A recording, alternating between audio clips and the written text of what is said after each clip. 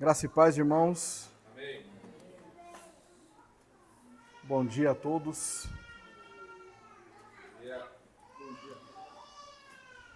Os irmãos estão muito silenciosos. Graça e paz, igreja. Amém. Bom dia a todos. Bom dia. Oh, glória a Deus. Meus irmãos, que privilégio. É mais um ano sendo concluído para a glória do nosso Deus e servir ao Rei de toda a terra junto com os amados irmãos. Até aqui o Senhor nos ajudou e tem sido um privilégio servir a Deus com vocês. Nós seguimos com as exposições no Evangelho de João. E nesta manhã, nós iremos tratar a respeito da revelação do Pai. O título desta manhã. Em João 14, dos versículos 8 ao 15.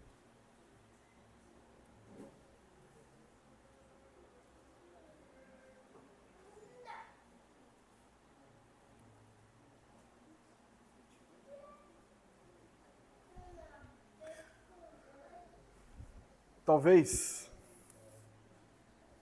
um dos maiores, o solo que é mais atacado dentro das igrejas que se dizem evangélicas, é o solo Deo Glória. Então, Paul Washer, ele disse que o domingo é o dia onde se encontra o maior número de heresias e idolatrias dentro das igrejas protestantes espalhadas por toda a face da terra. E isso decorre por ignorância ao Deus que nós confessamos. Então, muitas pessoas não sabem quem Deus é. E quando nós buscamos glorificar a Deus sem saber quem é este Deus, nós estamos recorrendo à idolatria.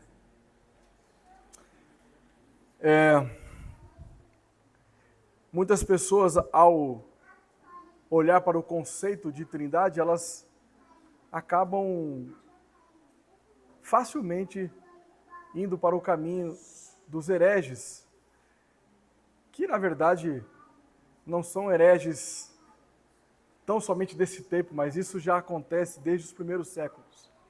Então,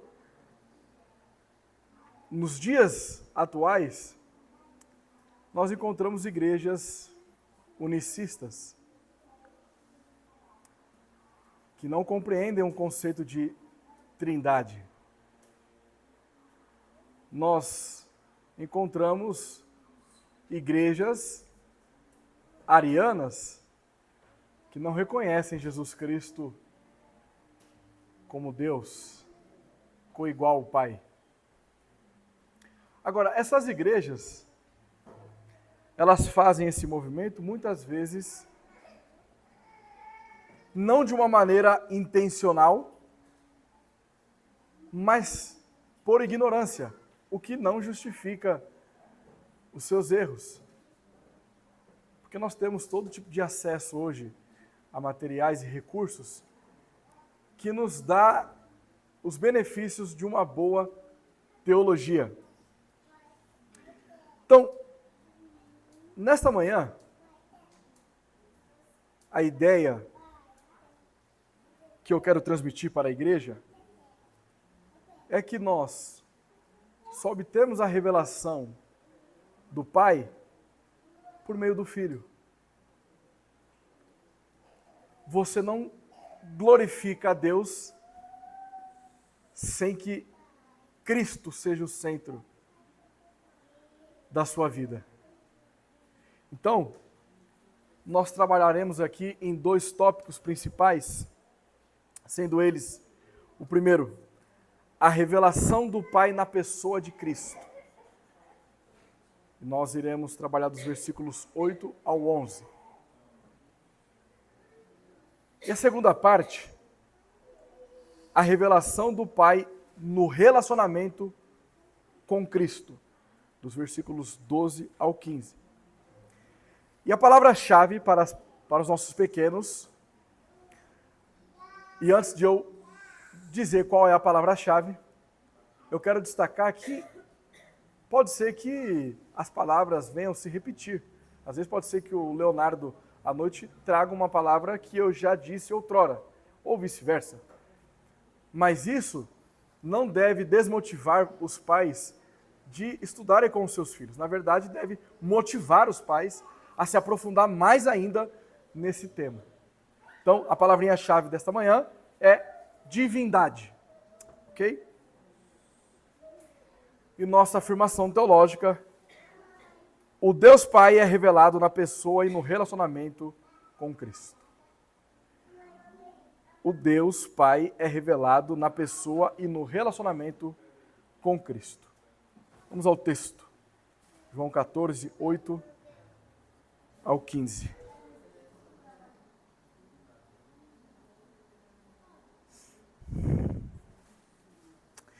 Replicou-lhe Felipe: Senhor, mostra-nos o Pai, isso nos basta. Disse-lhe Jesus: Felipe, há tanto tempo estou convosco e não me tens conhecido? Quem me vê a mim, vê o Pai. Como dizes tu, mostra-nos o Pai? Não crês que eu estou no Pai e que o Pai está em mim? As palavras que eu vos digo, não as digo por mim mesmo, mas o Pai, que permanece em mim, faz as suas obras. Crede-me que estou no Pai e o Pai em mim. Crede ao menos por causa das mesmas obras. Em verdade vos digo que aquele que crê em mim fará também as obras que eu faço e outras maiores fará. Porque eu vou para junto do Pai. E tudo quando pedirdes em meu nome, isso farei a fim de que o Pai seja glorificado no Filho.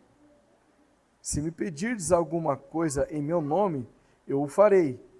Se me amais, guardareis os meus mandamentos. Vamos ao nosso Deus em oração. Senhor, que privilégio é estarmos na presença de Cristo. Porque quanto mais conhecemos a Cristo, nos relacionamos com Ele, glorificamos ao Pai. E confirmamos em nossas vidas que o Espírito Santo habita em nós. Que privilégio é servir ao Deus Trino. E nós lhe damos graças, porque nesta manhã iremos refletir sobre essas verdades tão essenciais para a caminhada cristã. Que o Senhor fale em nossos corações e nos capacite no entendimento. Para a glória do Teu santo nome é que nós oramos em nome de Jesus. Amém. Revelação do Pai na pessoa de Cristo. Então ficou acordado na nossa introdução que essa primeira parte nós trabalharemos dos versículos 8 ao 11. E eu quero reproduzi-los novamente. Replicou-lhe Felipe: Senhor, mostra-nos o Pai, e isso nos basta. Disse-lhe Jesus: Felipe, há tanto tempo estou convosco e não me tendes conhecido? Quem me vê a mim, vê o Pai. Como dizes tu, mostra-nos o Pai. Não credes que eu estou no Pai e que o Pai está em mim? As palavras que eu vos digo, não as digo por mim mesmo. Mas o Pai que permanece em mim faz as suas obras. Crede-me que estou no Pai e o Pai em mim. Crede ao menos por causa das mesmas obras. para que nós venhamos entender por que Felipe expressa, Senhor, mostra-nos o Pai, nós temos que entender o contexto que foi trabalhado na semana passada. Então, no versículo 7, Jesus, primeiro vamos perceber que,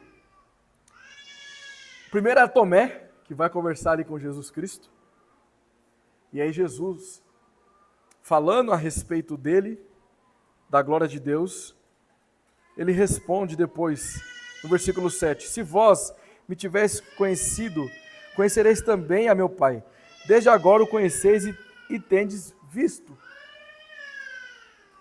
Então, Felipe, ele ainda está um tanto confuso quanto o que Jesus está dizendo aqui. Porque ele diz a Jesus, mostra-nos o Pai, e isso nos basta. O que Felipe parece pedir aqui é que ocorresse naquele momento ali uma teofania, o que já foi explicado pelo pastor Leonardo, mas refrescarei as memórias dos irmãos. Então, teofania significa o aparecimento de Deus ao homem. Então, é Deus se manifestando ao homem em 3 tipos diferentes, de acordo com as Sagradas Escrituras. Então, primeiro, Deus se manifesta ao homem de uma forma humana. E isso nós chamamos de antropomorfismo. Forma de Deus se comunicar ao homem diante das limitações do homem, Deus se expressando em sentido que o homem possa compreender o que Deus está dizendo. Por exemplo, os meus ouvidos, os meus olhos, as minhas mãos. Deus é espírito, não tem mão, não tem ouvidos, não tem olhos. Mas é uma forma de se comunicar com o homem.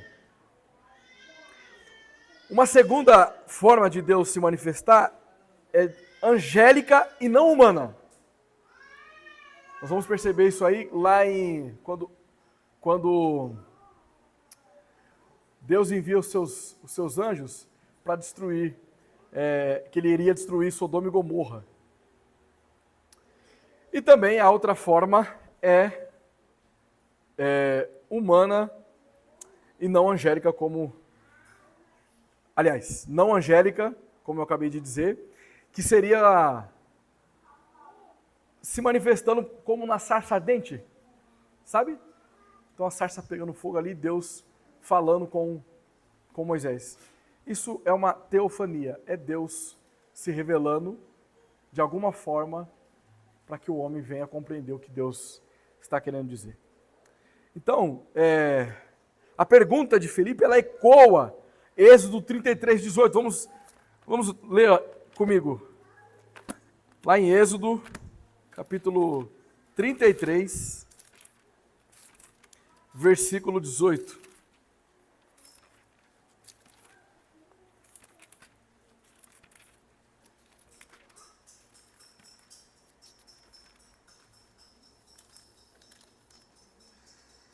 Diz o seguinte: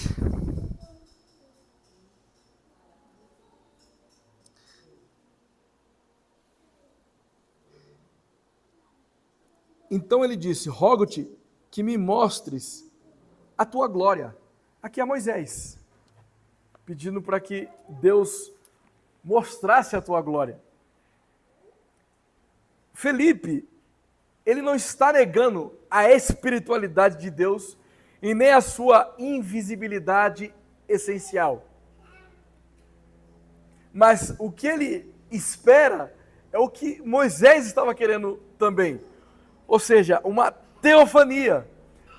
Mas, ao fazer esse tipo de pergunta, ele está demonstrando que ele não tinha consciência do que João mencionara lá no capítulo 1, versículo 14, que nós já estudamos, mas eu vou ler novamente.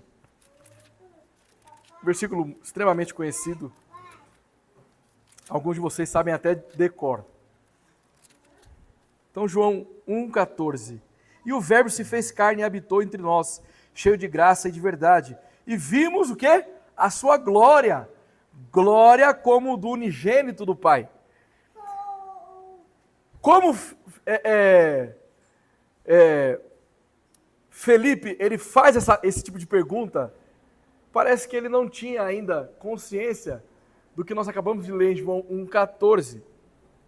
Então, a sabedoria divina ela é retratada como a imagem de Deus no contexto dessa alusão que Felipe está fazendo a Êxodo 33:18 e em contraste com João 1,14. Aliás, vamos ler aqui no 14, no versículo 8, na verdade, né?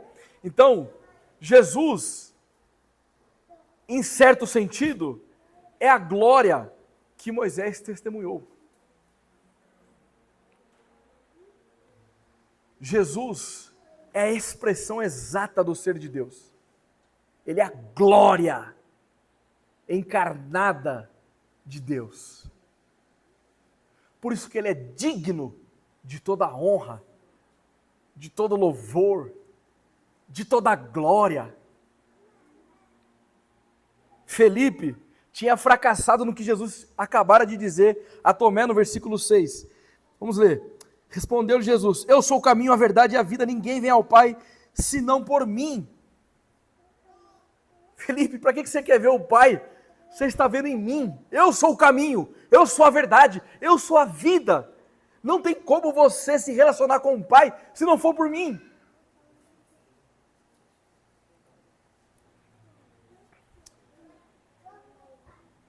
E Jesus ainda diz: quem me vê a mim, vê o Pai. Esse tipo de reconhecimento que Jesus tem em mente é de um caráter espiritual. O que Jesus está dizendo é o seguinte: Felipe, se você me vê com os olhos espirituais, com a fé, você está vendo o Pai. Porque eu e o Pai somos um só. Uma igreja cristã é uma igreja que glorifica o Pai por meio do Filho. Porque o Filho revela o Pai. Ok? E note uma coisa. Ele diz o seguinte: não crês que eu estou no Pai e que o Pai está em mim? Primeira parte. Segunda parte. As palavras que eu vos digo, não as digo por mim mesmo, mas o Pai que permanece em mim faz as suas obras. E nessa primeira parte nós vamos observar que Jesus, ora, ele se refere de uma forma no plural, porque ele fala com todos, e em outros momentos ele vai falar no singular, o que significa que ele está se direcionando à pessoa que fez a pergunta. Isso acontece lá com Tomé, quando ele está respondendo Tomé, e agora também aqui com Felipe. Uma vez que esse conhecimento espiritual ou visão tenha sido obtido, inevitavelmente ele vai produzir resultados permanentes. Então, quando Jesus fala no plural, ele passa a ideia de que os discípulos em si ainda não tinham uma compreensão exata do que ele estava afirmando constantemente. E quando ele diz isso no singular, ele está mostrando que, olha, se vocês de fato tivessem me conhecido, você teria conhecido o Pai, você teria produzido resultados diferentes, Felipe. Sua pergunta seria diferente dessa. Uma pessoa que reconhece a Cristo como Deus, essa pessoa, ela terá resultados diferentes na sua caminhada cristã. Porque quem ela busca e adora e ela glorifica, não é uma invenção humana. Não é um falso Deus. mas é o Verbo encarnado. Ela está segura permanentemente, porque quem prometeu que iria guardá-la não é homem para que minta, mas é o Deus encarnado. Queridos, é impossível obter a revelação redentora a parte de Cristo.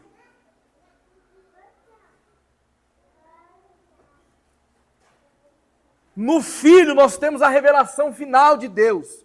Quem vê o Filho, vê o Pai. Isso significa que quem não vê o Filho também não vê o Pai. Então todas aquelas pessoas, como eu havia dito na nossa introdução, que negam a divindade de Cristo, nunca tiveram o Pai.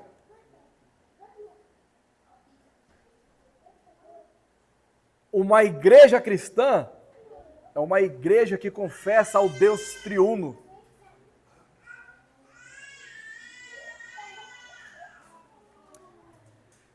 Isso nos mostra que os discípulos eles tinham uma fé genuína, eles tinham uma fé verdadeira. Mas essa fé ainda não estava totalmente plena. E isso decorria da pecaminosidade que fazia com que eles ainda não tinham tanta clareza. O versículo 10. Não crês que eu estou no Pai e que o Pai está em mim? As palavras que eu vos digo, não as digo por mim mesmo, mas o Pai que permanece em mim faz as suas obras. Lá em Deuteronômio, capítulo 18, no versículo 18, nós trabalhamos isso aqui em alguns sermões, fala a respeito daquele profeta que seria semelhante a Moisés. E no mesmo livro de Deuteronômio, no capítulo 34, dos versículos 10 a 12, nós lemos que Moisés foi escolhido pelo Senhor para realizar sinais e obras. Então, Jesus, sendo este profeta em semelhança a Moisés, ele oferece aos seus seguidores suas palavras e suas obras como evidência da sua comissão divina.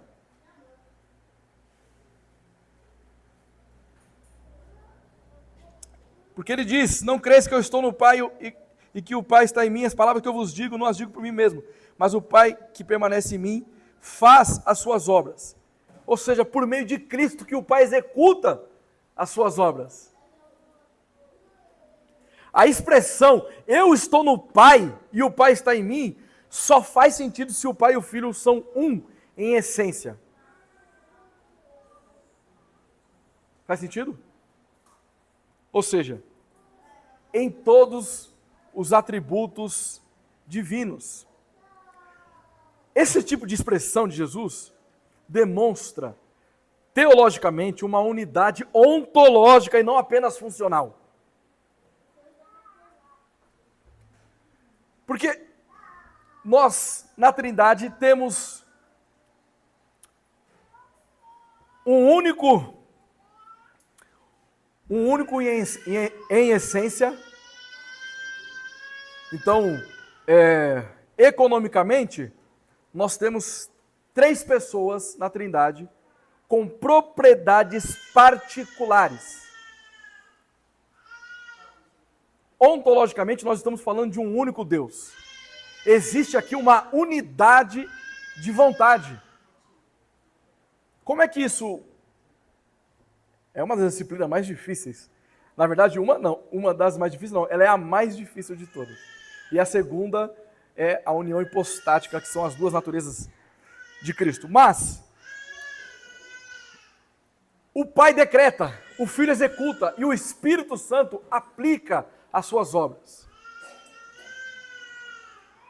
Então o Pai revela-se por meio do Filho, porque o Filho está nele.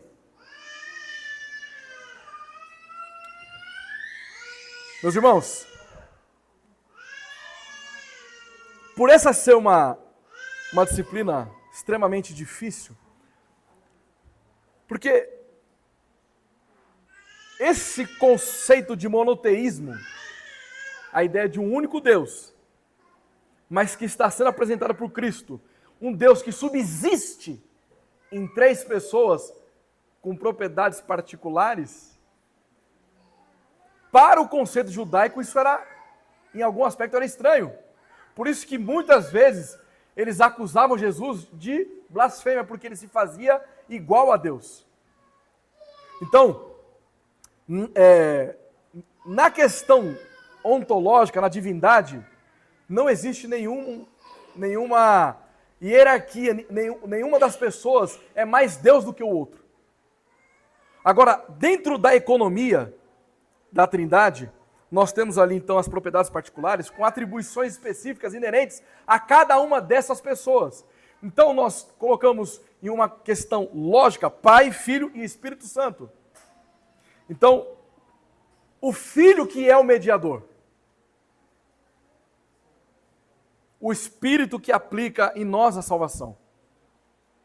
Mas isso ocorre por causa de um decreto divino.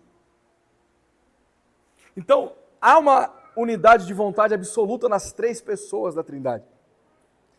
Então, nessa questão que Jesus está demonstrando para os discípulos, eles tinham uma certa fé oscilante, que na verdade,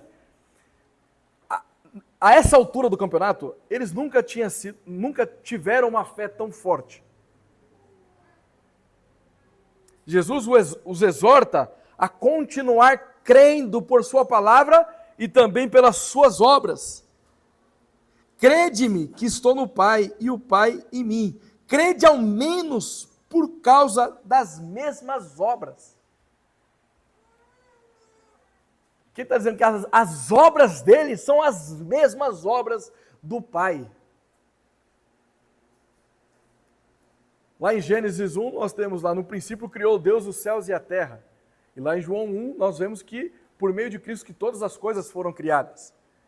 Então, as obras do Pai são as obras do Filho, que são as obras do Espírito. Não existe uma confusão na Trindade. E Jesus, ao fazer isso, ele está chamando os discípulos a continuar tendo a convicção de quem ele é. A igreja cristã, ela permanece crendo em quem Cristo é. O Filho do Deus vivo. A sua fé, ela pode vacilar, ela pode oscilar. Mas não deixem de crer que Jesus Cristo é o Deus encarnado. Permaneçam crendo que Ele é o Senhor e Salvador de nossas vidas. E quando eu digo que Ele é o Senhor e Salvador de nossas vidas, significa você entender que Ele é plenamente homem e plenamente Deus. Porque se Ele não é plenamente homem, o sacrifício dele não seria eficiente para nós. E se Ele não é plenamente Deus, também não seria eficaz para nós. Vou trazer uma citação aqui de um teólogo chamado Mark Jones. Ele diz o seguinte no seu livro Conhecimento de Cristo: os cristãos que confessam que Jesus é Deus são os melhores teólogos do mundo. Está vendo, Noemi? Se você entender que Jesus Cristo é Deus, você já está à frente da maioria, de uma grande porcentagem de hereges que estão espalhados pela face da terra, que se dizem teólogos, né? Mas na verdade são hereges. Ele faz essa afirmação porque se nós não temos Cristo como Deus, acabou-se o cristianismo. Simples assim. Então, o que eu estou querendo dizer? Sim, eu estou dizendo exatamente isso. Toda e qualquer igreja que não afirma que Cristo é Deus, é herética, não tem comunhão com nós. São objetos de evangelismo de nossa parte. E se persistir também, que fique para lá também com suas heresias. E ele continua. Eles repetem, os cristãos que afirmam que Jesus Cristo é Deus, eles repetem a confissão que esteve nos lábios do povo de Deus desde o início.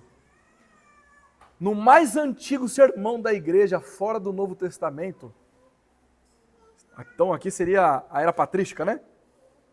Encontramos as seguintes palavras: irmãos, devemos pensar em Jesus Cristo como Deus, como juiz dos vivos e dos mortos, e não devemos pensar coisas medíocres sobre a salvação, pois quando pensamos em coisas medíocres, esperamos também receber coisas medíocres. O desprezo a Cristo, com a falha na crença adequada em sua identidade, ou seja, ele é verdadeiro Deus de verdadeiro Deus, assim como esse erro, é impossível entender as profundezas a que ele desceu a fim de redimir pecadores. Forte isso, né? Note uma coisa. A teologia bíblica, ela é muito forte. E nós, aqui da Igreja Batista Herança Reformada do Tatuapé, nós temos uma rica herança teológica.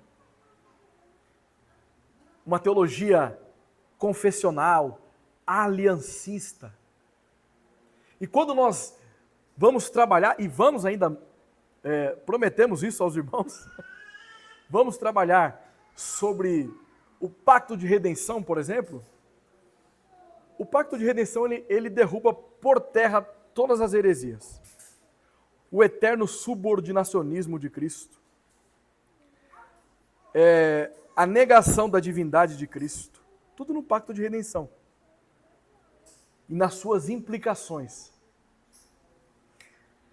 Porque esse acordo entre o Pai e o Filho de salvar o seu povo só seria possível se os dois fossem coiguais.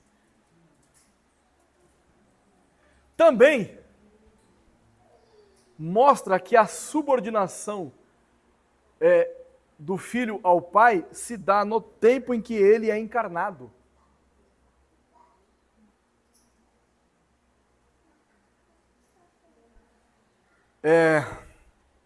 Por isso, quando nós lemos aqui, no nosso boletim, né?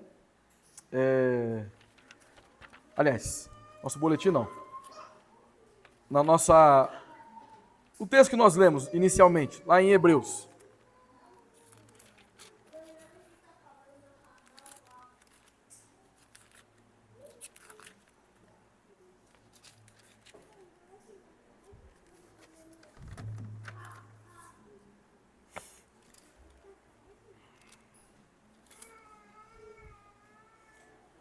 Hebreus 1, versículo 3. Ele que é o resplendor da glória e a expressão exata do seu ser, sustentando todas as coisas pela palavra do seu poder. Depois de ter feito a purificação dos pecados, assentou-se à direita da majestade nas alturas. Todas as vezes que nós ouvimos essa expressão, sentar-se à direita, é uma posição de autoridade. E note, aqui ele está em majestade. Aqui não poderia ser, não implica aqui que tem um trono no centro, um trono à esquerda e Jesus Cristo está à direita. Não, significa que Ele mesmo é o Rei de toda a terra, de todo o cosmo. A glória e a majestade está sobre Ele. E note, eu vou ler algumas passagens, eu vou falando, se os irmãos quiserem acompanhar comigo. Então, João 1, 18, primeiro.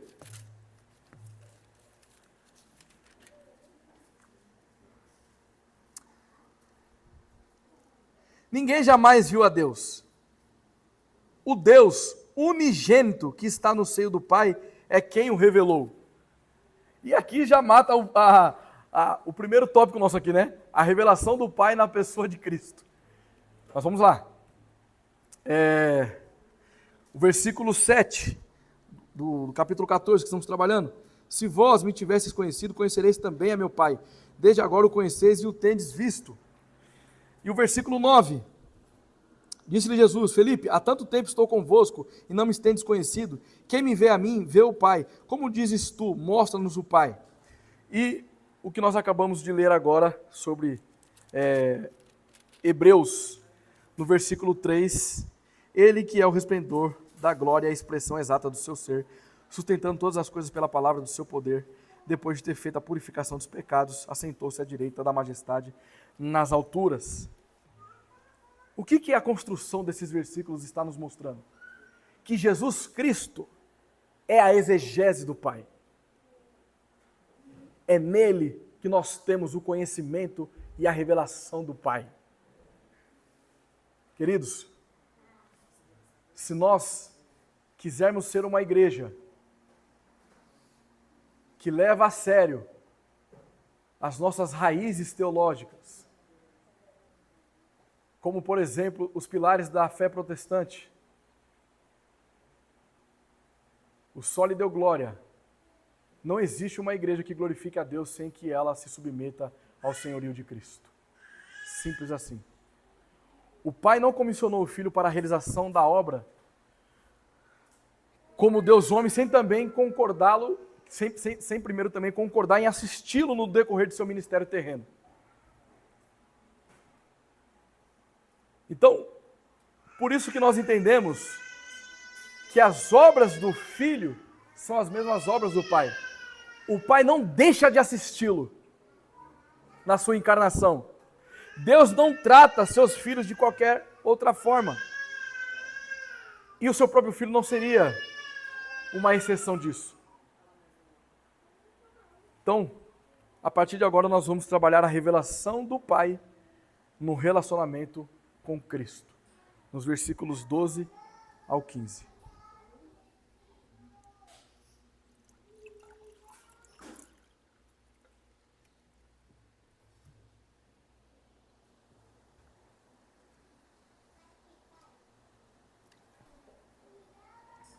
Em verdade vos digo que aquele que crê em mim fará também as obras que eu faço e outras maiores fará, porque eu vou para junto do Pai. E tudo quanto pedirdes em meu nome, isso farei, a fim de que o Pai seja glorificado no Filho. Se me pedirdes alguma coisa em meu nome, eu o farei. Se me amais, guardareis os meus mandamentos. Aqui nós temos certos embates entre alguns teólogos para entender que tipo de obras são essas. Que obras que faremos maiores? Alguns dizem que poderia ser boas obras comuns, que nós fazemos, ajudar as pessoas,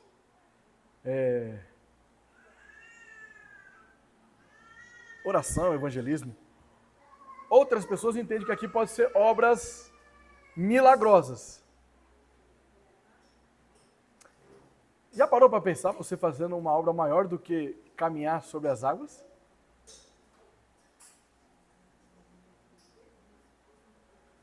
Transformar, alimentar uma multidão com pães e peixes?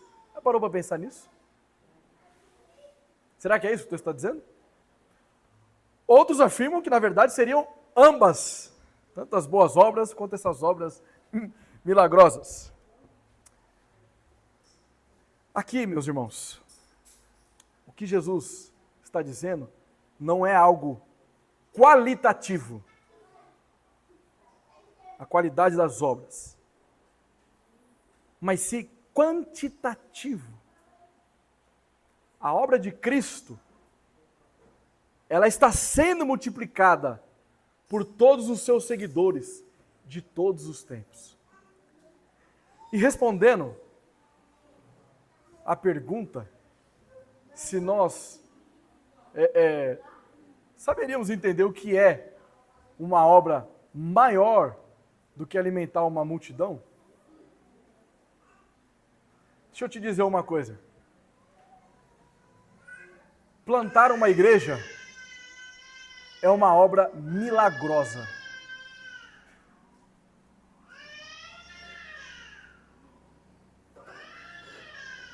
Se você não sabia pelo que glorificar a Deus, e você faz parte de uma igreja que acabou de ser plantada, hoje você tem então uma grande oportunidade de glorificar a Deus.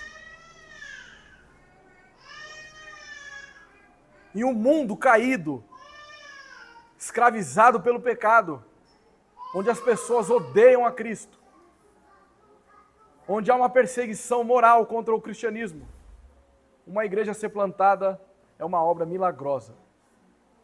Isso não é esforço do pastor Leonardo, não é esforço do pastor André, mas isso é uma ação do Espírito Santo, conduzindo as coisas para que elas aconteçam. Você quer outra obra milagrosa? É quando um pecador se arrepende dos seus pecados.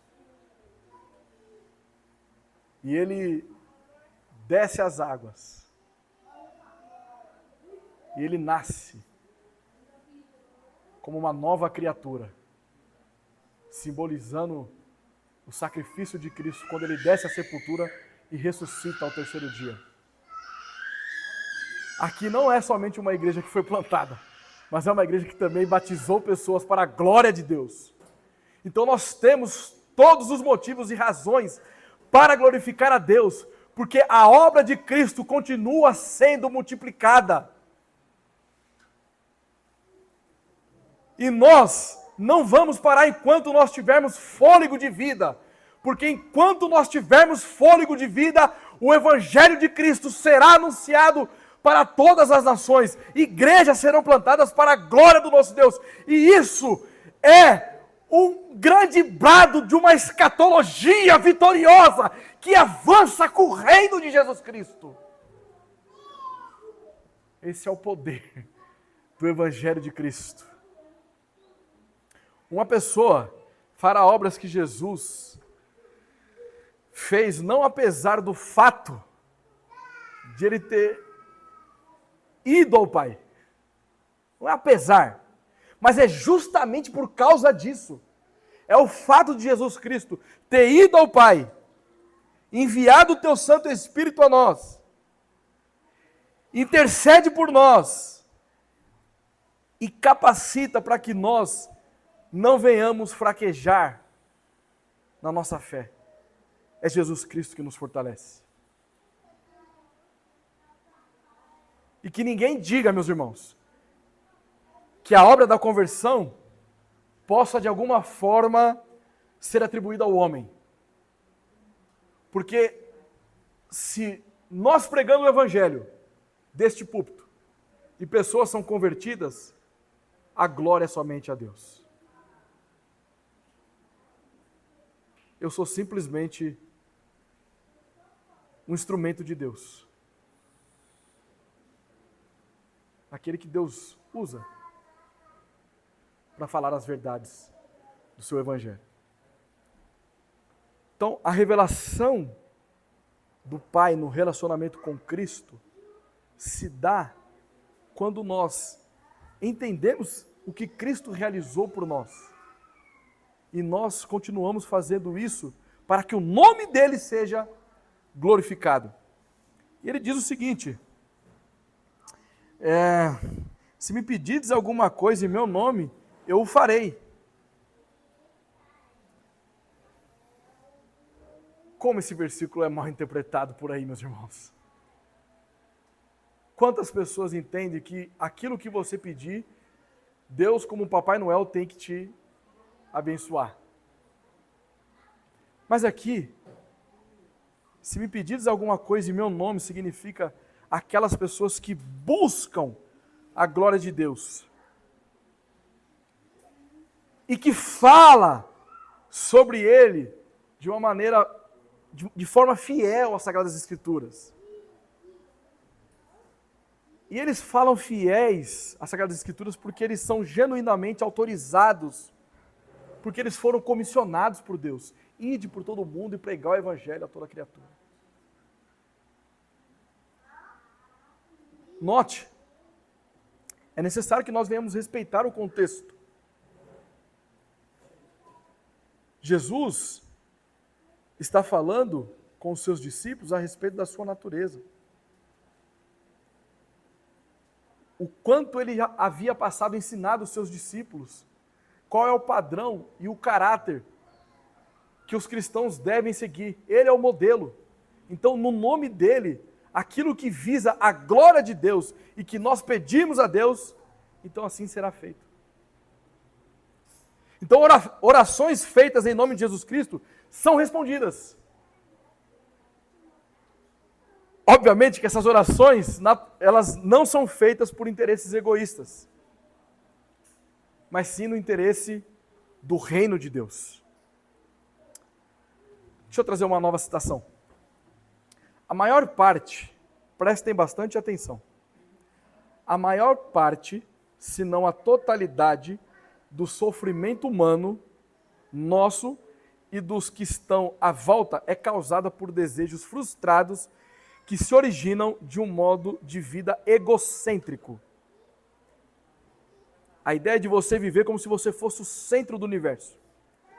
Por que as pessoas são frustradas? Porque elas são egocêntricas. Então, quando o seu desejo não é realizado, ela entende que Deus não está ouvindo as suas orações. E ela começa a desacreditar de uma passagem como essa.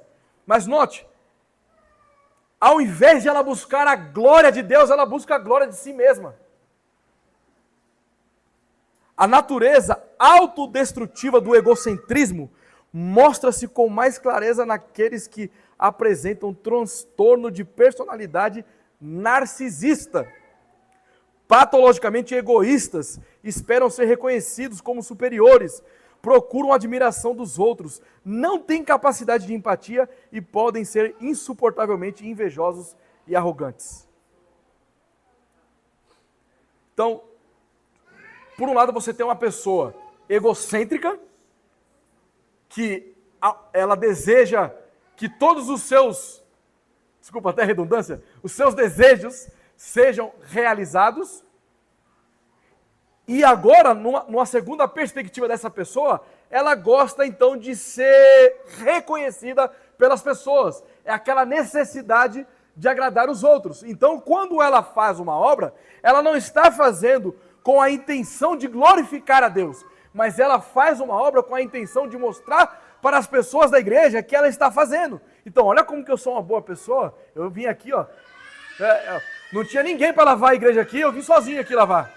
Olha como eu sou uma pessoa legal. O irmão estava lá padecendo necessidade, eu que fiz o pix lá para ajudar o irmão. O que ela está querendo? Ela está querendo ser reconhecida pelas pessoas. Queridos, o elogio ele é bom. E eu sei que as nossas obras, em algum aspecto, ela evidencia que nós somos convertidos.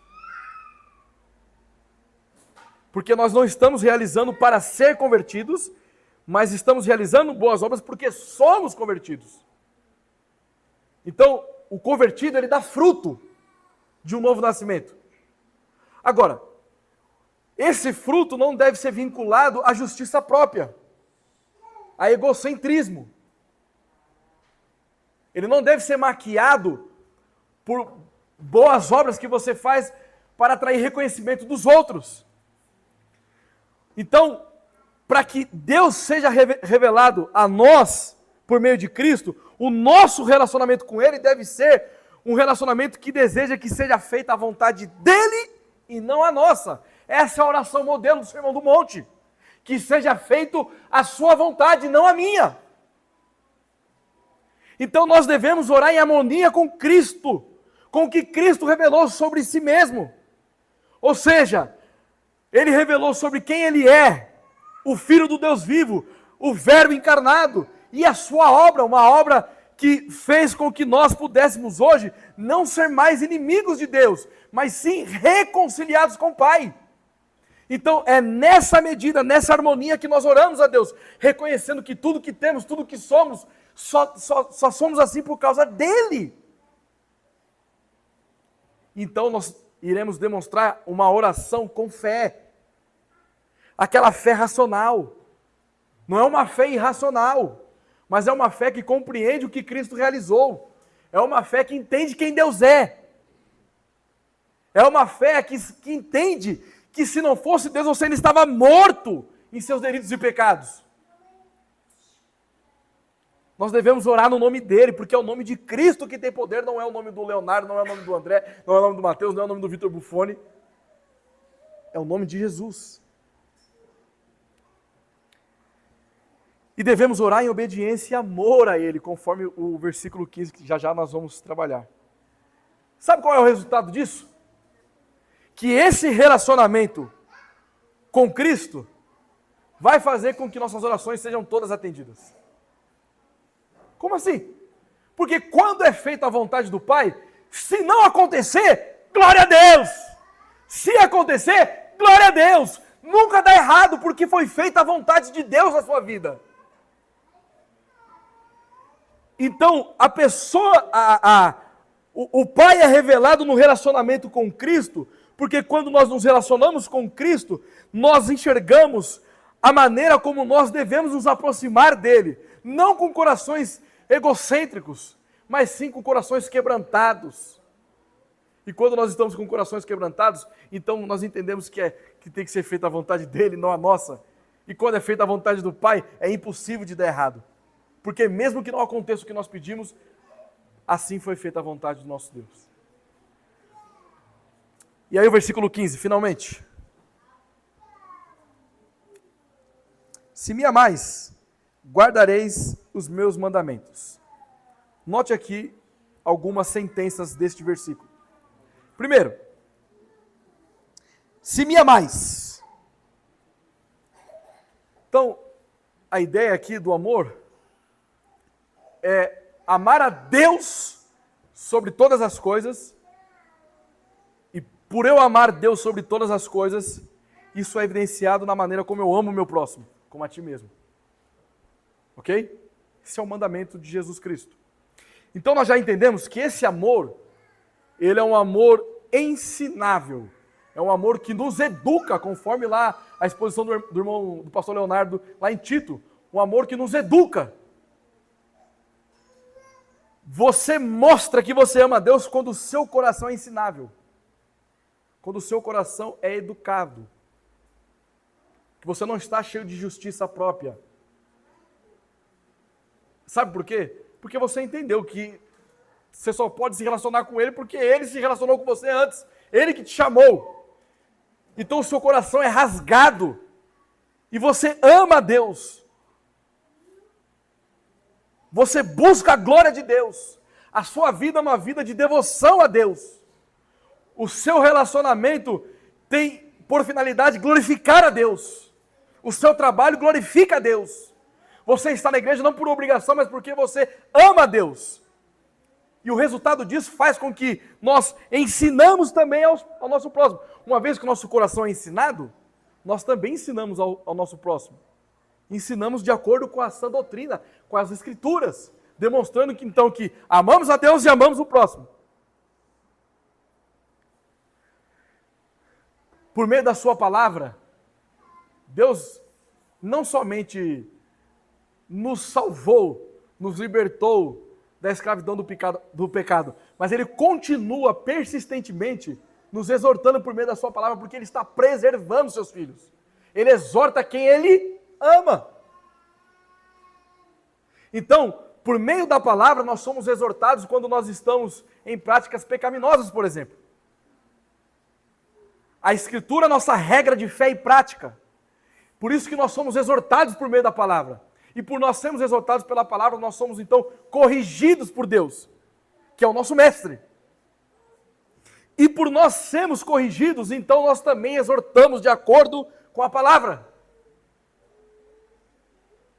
Nós não deixamos nossos irmãos definhar no pecado. Antes nós os exortamos por meio da palavra de Deus, com amor, com graciosidade.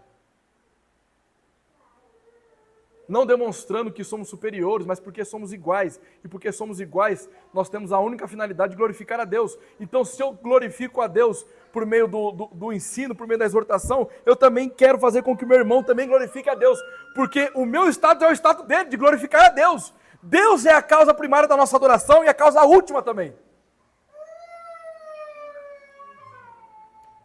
Cristo serviu a nós Nós aprendemos isso quando ele lavou os pés dos discípulos. Mas não somente por isso, ele também serviu nós na cruz. Não somente isso, ele nos serve constantemente de acordo com a tua santa providência. Se você tem o que comer, se você tem o que beber, se você tem o que vestir, não é simplesmente por causa que você se esforçou e teve um bom trabalho, mas porque Cristo capacitou você a ter condições para isso. E porque Ele nos serve, então nós também servimos o nosso próximo. Nos colocando abaixo dos nossos próprios interesses. E colocando o interesse do nosso próximo acima dos nossos. E esse amor de Cristo foi aquele amor sacrificial que se entregou na cruz, matando a morte para nos trazer vida. Então, o nosso amor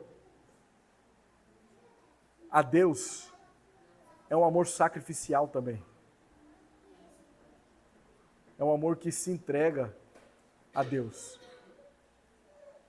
É colocar Deus, um Deus sem rivais. É buscar a glória de Deus acima de todas as coisas. Não é o celular, não é o videogame, não é a praia, não é a piscina, não é o adultério. Nada disso vai roubar a glória de Deus de nossas vidas. E ao mesmo tempo, nós também nos sacrificamos pelos nossos irmãos.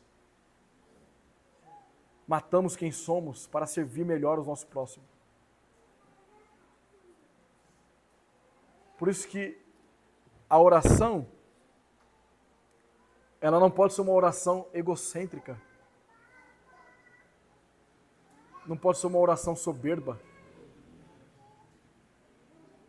A oração é reconhecendo que você é servo e Ele é Senhor.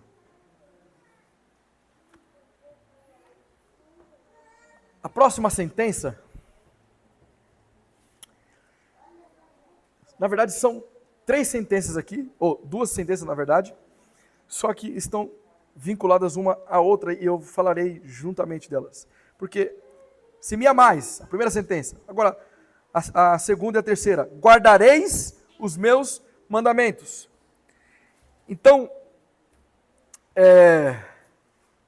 a ideia aqui de guardar os mandamentos, quando você tem algo valioso na sua casa, você não deixa jogado em qualquer lugar. Você guarda. Ok? E você não simplesmente guarda para ficar lá encostado, simplesmente porque aquilo tem valor para você. Então, você está guardando e preservando aquilo. Isso constantemente. Aqui a ideia é que se nós amamos a Deus, com aquele amor de um coração que é educado, um coração exortado, que entende o serviço de Cristo e o seu amor sacrificial, aqueles que amam a Deus dessa forma, eles guardam os mandamentos de Deus. Aquilo que Cristo fala para nós é lei. Não há espaço para questionamento na palavra de Deus. Então, o sentido aqui é da perseverança dos santos. O sentido são 2 doutrinas, já mencionadas algumas vezes aqui de púlpito, ortodoxia e ortopraxia. É guardar a sã doutrina, preservar a sã doutrina e praticar a sã doutrina. É você viver de uma maneira intencional o Evangelho de Cristo.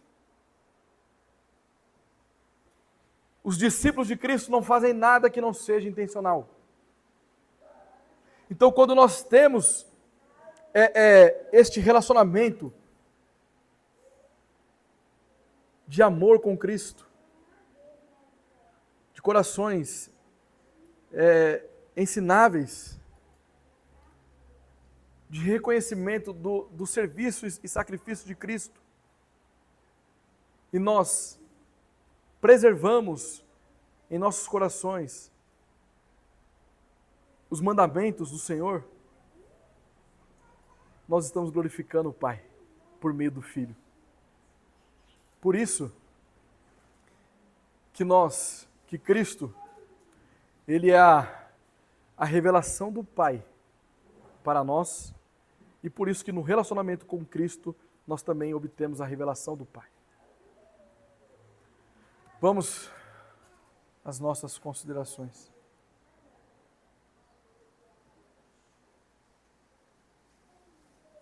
Lembrando, meus irmãos, que a ideia de você guardar os preceitos de Deus, os mandamentos de Deus, em todo o Antigo Testamento era uma exigência. Aqueles que pertenciam a Deus. Não tinha espaço para... não, isso aqui eu gosto, isso aqui eu não gosto não. Eu vou dar o dízimo, mas eu não vou guardar o dia do Senhor não. Não havia espaço para isso. Agora, se era uma exigência desse tamanho na antiga aliança, quem dirá para nós na nova aliança que o padrão é o mais alto, elevado, porque o padrão é Cristo. Agora sim, considerações. Primeiro, queridos, entender que Jesus é Deus é descansar na soberania redentora de Cristo. Por quê? Porque quando eu sei que aquele que eu me submeto é Deus, é impossível que eu seja frustrado. É impossível que aquilo que ele decretou, é impossível que aquilo que ele executou vai dar errado. Nós precisamos entender que quando Jesus fala, se nós pedirmos alguma coisa em nome dele, então seremos atendidos, nós já entendemos o que significa isso. Saber que Cristo é Deus nos dá a segurança de confiarmos nele. Agora, note que eu não preciso fazer nenhum tipo de malabarismo exegético para afirmar doutrinas centrais do Evangelho. Sabendo que Cristo é Deus, é impossível nós perdermos a salvação. Porque se Ele nos amou sacrificialmente pelo seu povo, não depende de nada que nós fazemos. Então eu posso descansar na soberania redentora de Cristo. Eu posso olhar para aqueles momentos de tensões e aflições e saber que eu estou sendo observado, amado por alguém que é o próprio Deus. É você saber que quando você chora, tem alguém intercedendo por você junto ao Pai. É você não mais se entregar ao desespero quando a situação apertar, quando o seu calo apertar. Porque você tem um Deus presente na sua vida. E aquela promessa que Ele diz que Ele sempre estará conosco, e quando sempre tiver 2 ou 3 reunidos, então ele se faz presente, é a certeza de que, nesse momento, o Deus de toda a terra está aqui neste local conosco. Por isso que nós temos todas as razões para glorificar Ele. Outro ponto é que nos relacionar com Cristo é glorificar a Deus. O Pai decreta todas as coisas. Essas coisas são executadas pelo Filho e aplicada pelo Teu Santo Espírito. Então o decreto de salvação foi executado por Jesus Cristo na cruz. E o Espírito Santo aplicou em nós a salvação.